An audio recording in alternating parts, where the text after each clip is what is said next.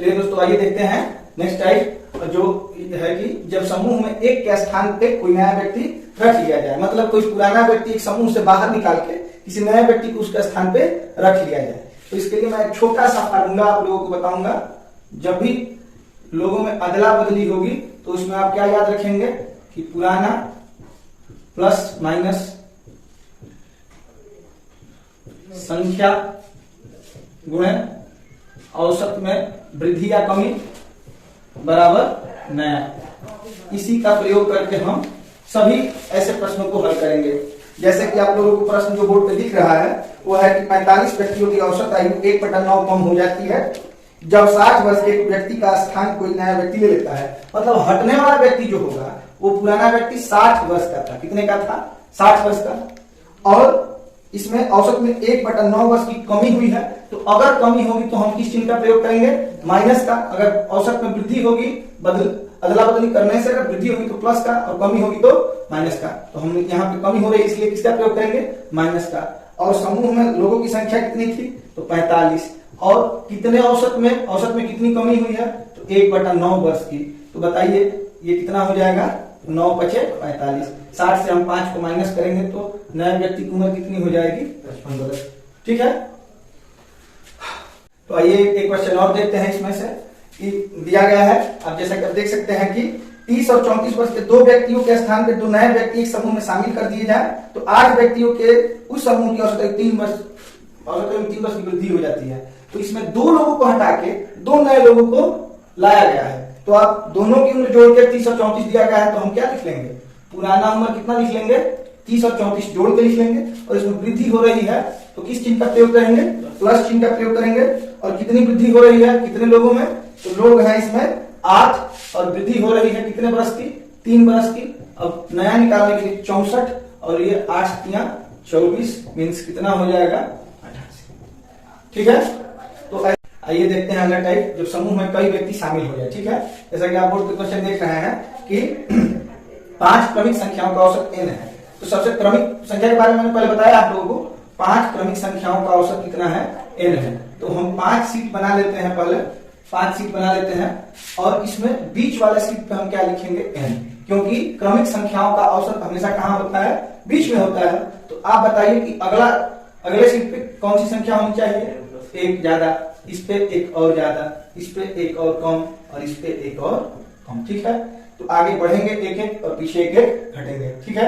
यही 5 संख्याएं हैं। अब इसमें दिया गया है कि अगली 2 संख्याएं भी मिला दी जाए। तो इसमें 2 संख्याएं शामिल कर ली जाए अगली वाली। तो अगली संख्या क्या होगी? n+3 और n+4। तो औसत पे क्या प्रभाव पड़ेगा? तो अब बताइए संख्याएं कितनी हो गई? 7 संख्याएं हो गई। औसत अब कहाँ होगा? तो ठीक बीच में होगा। और क्या हो जाएगा? n+1।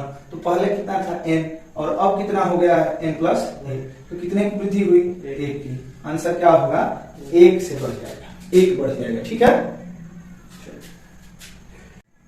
इसी टाइप से एक और क्वेश्चन देखते हैं। इसमें दिया गया है कि 30 संख्याओं का औसत कितना है?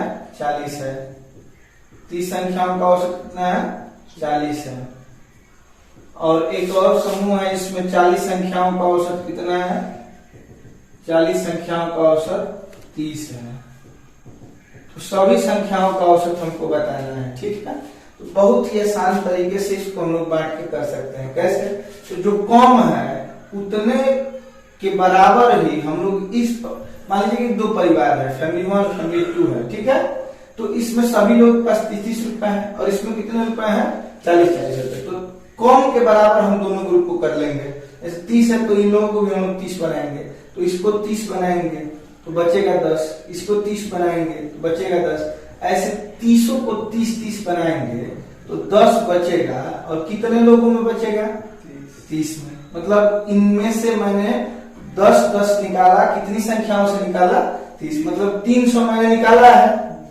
अब सब ये फैमिली भी 30 की हो गई, ये फैमिली भी 30 की हो गई। अब जो बचा है सब में क्या कर देना है? बराबर बांट देना है। तो कितनी संख्याएं हैं? 30 ये और 40 ये, 70 से बांट देना है। ठीक है। तो भाग दे देंगे क्योंकि इसका 70 भाग करना है। 0 से 0 क्या हो जाएगा? कट जाएगा। 7 × 4 = 28, 2/7। मतलब अब एक व्यक्ति को कितना मिलेगा? 4 सही 2/7। पहले से इन लोगों के पास कितना है? 30। 30 में कितना जुड़ जाएगा? 4 सही 2/7, मतलब हो जाएगा 34 सही 2/7। यही आवश्यकता हो जाएगी। ठीक है, इसको एक और तरीके से हम लोग कर सकते हैं, मिक्सचर मेथड से भी इसको कर सकते हैं। 30 संख्याओं का औसत कितना है? 40। 40 संख्याओं का औसत कितना है? 30। अब इसमें मिला जुला के इनका औसत क्या हो जाएगा? तो x हो जाएगा। ठीक है, और इसको हम देखिए मिक्सचर में हम लोग जो बीच में रखते हैं मिला के जो औसत होगा वो लिखेंगे। ठीक है, और इसमें मैं बड़े से ये छोटा होता है और छोटे से ये क्या होता है? अंतर इसका और इसका यहां लिखना है, तो 40 माइनस x होगा इसका अंतर, और इसका अंतर x माइनस 30 होगा। बड़े से छोटे को घटाया जाएगा और इन दोनों का जो अनुपात होगा इस अनुपात के बराबर होगा। आप लोगों ने पढ़ा होगा कि रेशियो प्रोपोर्शन में अंदर की दोनों संख्याओं का गुणा बाहर की दोनों संख्याओं के गुणे के बराबर होता है। तो आप गुणा करिए इसमें, तो ये कितना हो जाएगा? 120 माइनस 3x बराबर 4x, बाहर से बाहर का 4x माइनस 120। देखिए 120 को मैं इधर लाऊंगा 240 हो जाएगा, और इसको उधर ले जाऊंगा तो 7x हो जाएगा। 7 से हम भाग देंगे, 70 का 21, 7 चौक 28।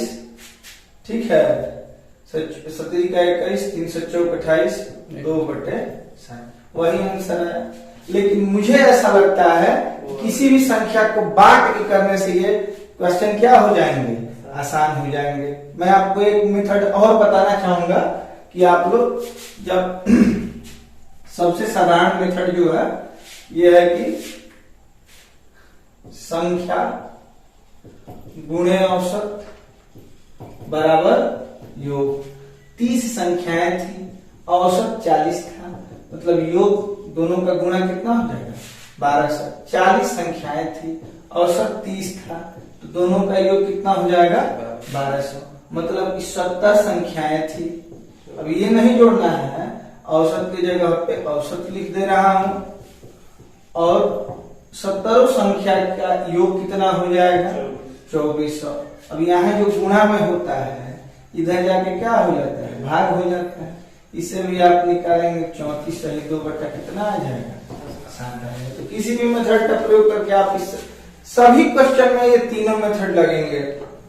ठीक है, तो मैं ये चाहता हूं कि जैसे आप किसी गांव में घूम रहे हैं, गांव की गलियों में घूम रहे हैं, तो आप साइकिल का अधिकतम या बाइक का प्रयोग कर सकते हैं। आप गांव में स्कॉर्पियो से नहीं घूम सकते हैं, और अब जब आप हाईवे पे चल रहे हैं तो आप साइकिल से न चल के किसी और बढ़िया 4 व्हीलर का यूज कर सकते हैं। तो आप जानेंगे सभी मेथड, लेकिन धीरे धीरे प्रैक्टिस करने के बाद आपको ये समझ में आएगा कब किस मेथड का प्रयोग करना है, ताकि क्वेश्चन कम समय में किया जा सके। ठीक है, तो जैसा कि आप बोर्ड पे देख रहे हैं कि 9 संख्याओं का औसत 50 है, पहली 5 संख्याओं का औसत 54 है, और अंतिम 3 संख्याओं का औसत 52 है। तो कितनी संख्या है? 1 2 9। सबका औसत कितना है? तो 50 है। ठीक है, अब इसमें से पहली 5 संख्याएं जो है, पहली 5 संख्याओं का औसत कितना है? पहली 5 संख्याओं का औसत 54 है, मतलब इन लोगों के पास कितना है? 54 है। ठीक है, अंतिम 3 संख्याओं का औसत, मतलब 6 को छोड़ दिया जाए, 7 8 और 9, इन लोगों का औसत कितना है? इन लोगों का औसत 52 है।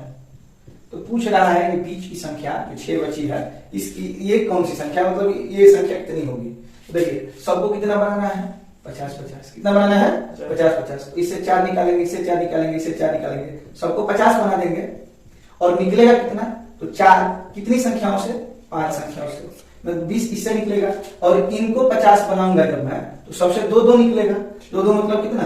20 और 6 26। ठीक है, तो टोटल मिला के 26 निकलेगा, और इसको भी 50 करना है। इसके पास ऑलरेडी कितना है? 26 है, तो कितना इसमें होना चाहिए? तो ये 24 हो जाएगा। मतलब छठी संख्या क्या हो जाएगी 24 हो जाएगी। इसको हम एक मेथड और लगा के हल कर सकते हैं, संख्या गुणे औसत बराबर योग। ठीक है, संख्या कितनी है 9, औसत कितना है 50, योग कितना होगा 450। अब इन्हीं 9 संख्याओं में से 5 संख्याओं का औसत कितना है 54। ठीक है, मतलब ये कितना हो जाएगा 270। और अंक की 3 संख्याओं का औसत कितना है 52, मतलब ये कितना हो जाएगा 156। ठीक है, तो आप देखेंगे कि संख्याएं कितनी हो गई 8, और 8 संख्याएं मिलकर 6 7 5 12 के 2 हासिल 1 2 1 3 426 तो हो गई, लेकिन एक संख्या मिसिंग है इसमें से, क्योंकि टोटल संख्याओं की संख्या कितनी है 9 है, और इसके इस एक संख्या के मिस होने से कितना कम हो गया है 24 कम हो गया है, मतलब ये संख्या कौन सी है 24 है। इस तरीके से भी हम इसको निकाल सकते हैं। ठीक है, तो बीच की संख्या ज्ञात करना हो तो मैं आपको रिकमेंड करूंगा, यही मेथड बेस्ट होता है। कभी भी बीच की संख्या ज्ञात करना हो तो बांटने के अतिरिक्त आप इसका प्रयोग करेंगे या पहले इसी का प्रयोग करेंगे, यही बेस्ट मेथड होगा। ठीक है, तो बीच की संख्या को ज्ञात करना हो। ठीक है, थैंक यू। ये 10वां और अंतिम टाइप देखते हैं, गलत संख्याओं पर आधारित प्रश्न। इसमें आप क्वेश्चन देख रहे हैं, जैसा कि दिया गया है कि 10 संख्याओं का औसत 30 है, मतलब 1 2 कितनी संख्या है 10 संख्या है, 9 और 10, और सबके पास कितनी राशि है तो 30 है। औसत मीन्स हिस्सा 10 भाई है और सबके पास कितना है 30 है। इसको मैं आप लोग को बताऊं कि आप लोग मान लीजिए कि कोई व्यक्ति है जो घर में सभी को पैसे दे रहा है, लेकिन ला रहा है चंदा काट के। ठीक है, और चंदा काट के लाया घर में और उसको लगा कि 300 रुपए है, तो घर के सभी 10 मेंबर हैं, 10 को कितना रुपए बांट दिया 30। ठीक है, मतलब बोल दिया है कि आप लोगों को मैं आज जो मान के लाया हूं, मान लीजिए भिखारी है और बोल दिया है कि मैं आपसे आज मैं 300 रुपए लाया हूं और सभी को कितने रुपए दूंगा 30 रुपए दूंगा। ठीक है, लेकिन बाद में उसे पता चला, जैसा इस क्वेश्चन में बताया गया है कि 15 और 23 के स्थान पे, मतलब जो सही में उसको लोगों ने दिया था 15 रुपया और 23 रुपया, गलती से उसने उस धनराशि को 51 और क्या मतलब अपने हिसाब में जोड़ लिया है 51 और 32। तो बताइए, जो मन में अगर मान के चला है कि उसके पास 300 रुपए है, तो 51 और 32 के हिसाब से उसके पास 300 रुपए है, लेकिन ये उसकी गलती है, उसके पास 15 और 23 की जगह उसने क्या जोड़ लिया है 51 और 32, मतलब उसका पैसा 300 तो होगा नहीं, कम होगा कुछ। तो कितना कम होगा, तो आप देखिए वास्तव में उसको 2 लोगों ने मिलकर 5 3 8 2 1 38 रुपया दिया है, लेकिन उसने क्या उसको मान लिया है 83 रुपया मान लिया। कितना मान लिया है 83 रुपया, तो उसका पैसा तो कम होगा ही। उसने तो घर पे कह दिया कि 300 रुपये लाया हूं मान के, सबको 30 रुपया दूंगा, लेकिन वह जब हिसाब फिर से दोबारा करेगा तो उसका पैसा 45 रुपया क्या हो जाएगा कम हो जाएगा। मतलब अब जो 30 रुपया सभी सदस्य को देने वाला था, उसमें से 45 को मेंटेन करेगा, तो 45 को मेंटेन करने के लिए किसी 1 या 2 से नहीं लेगा, बल्कि 10 लोगों से लेगा। तो 45 मेंटेन करने के लिए 10 लोगों पे एक को हिस्सा कितना देना पड़ेगा, आप इसका 10 भाग कर देंगे। ठीक है, तो 4.5 रुपया सब लोग खुद अपने में से निकाल के दे देंगे अपने हिस्से से, तो हो जाएगा उसको 45 रुपये मेंटेन, जो उसको नहीं मिला था और मान के चला था कि मिला है, तो इसमें से आप कितना घटा लेंगे, सब अपने में से निकाल के अपने हिस्से से निकाल के 4.5 दे देंगे। तो अब नया औसत क्या हो जाएगा, तो ये हो जाएगा 25.5, सबका 25.5, तो सही औसत क्या होगा तो 25.5।